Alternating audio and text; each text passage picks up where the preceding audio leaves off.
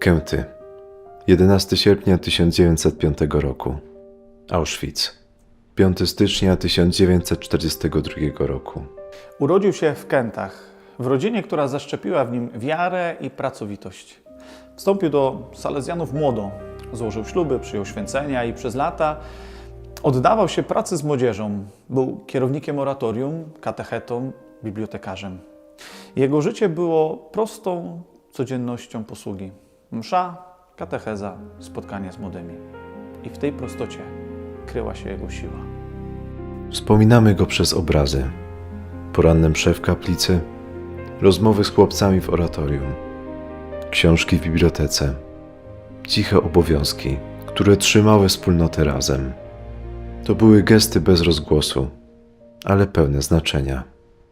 Dla wielu był wzorem oddania, niewielkie słowa, lecz stała obecność. Wyobraźmy go sobie odprawiającego mszę świętą, skupiony, spokojny, z prostotą kapłana, który zna swoją drogę.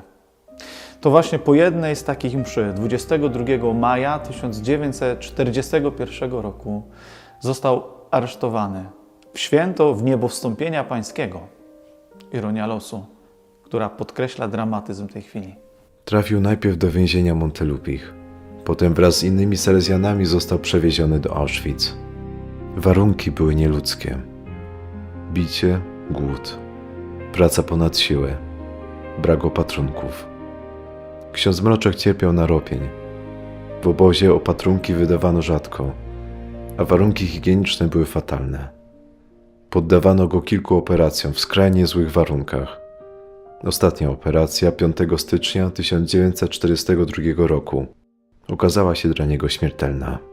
Mimo bólu i wyczerpania, świadkowie podkreślają jego spokój. Pan Stemler wspomina, że podszedł do bolesnej operacji z uśmiechem i wdzięcznością. To człowiek, który przyjmuje cierpienie z pogodą ducha, który nie traci ducha modlitwy nawet wtedy, gdy ciało zawodzi. Jego rany opatrzono papierem i wodą utlenioną.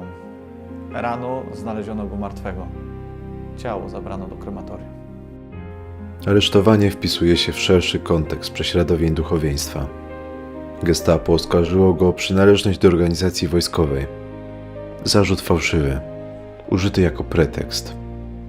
W rzeczywistości nie brał udziału w działaniach politycznych. Był kapelanem, który wypełniał swoje obowiązki. Świadkowie podkreślali, że został zabity z nienawiści do wiary. W tym kontekście jego postawa staje się lekcją. Wierność posłudze nie zawsze oznacza zjawiskowe czyny. Czasem jest to trwanie przy ołtarzu, trwanie przy chorym, trwanie przy obowiązku, mimo że świat grozi i niszczy. To jest ożywiona wiara, nie teoria, ale praktyka miłości, która nie rezygnuje, gdy przychodzi cierpienie. Pomyślmy o tym, jak często w codzienności mamy okazję być obecni przy kimś, kto cierpi. Don Mroczek pokazuje, że obecność może być modlitwą. Jego życie uczy nas, że posługa kapłańska to także opieka nad chorymi. To cierpliwe znoszenie trudów. To zachowanie godności w warunkach, które ją odbierają. Wierność posłudze w cierpieniu to dziś wyzwanie dla nas wszystkich, nie tylko dla księży. Może to być obecność przy chorym, pomoc wolontariacka, poświęcenie czasu dla kogoś, kto potrzebuje rozmowy. To małe akty, które ożywiają wiarę i budują wspólnotę. Praca to dla mnie nie tylko sposób na zarabianie pieniędzy, ale także niezwykle cenna nauka, którą dostaję podczas jej wykonywania. Uczy mnie przede wszystkim odpowiedzialności, dyscypliny, gdyż jestem zobowiązany wobec mojego pracodawcy oraz klientów, których na co dzień obsługuję. Tylko ode mnie zależy to, czy zaangażuję się, wykonam moją pracę poprawnie i spełnię oczekiwania tych, którzy na mnie liczą, pokładają niemałe nadzieje związane z ich interesami bądź nawet życiem.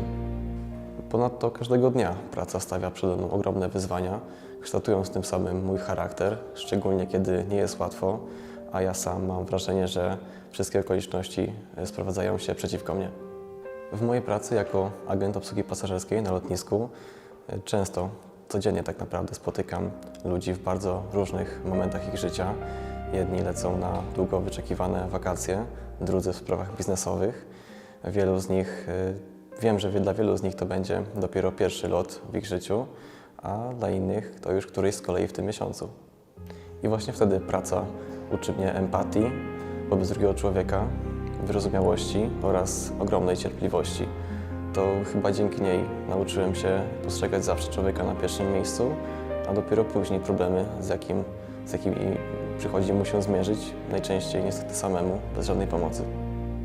Myślę, że praca z pewnością sprawia, że jesteśmy lepszymi ludźmi, szczególnie wtedy, kiedy traktujemy ją jako szansę do samorozwoju, niesienia pomocy innym, szczególnie tym, którzy w danym momencie najbardziej potrzebują, lub wsparcia innych.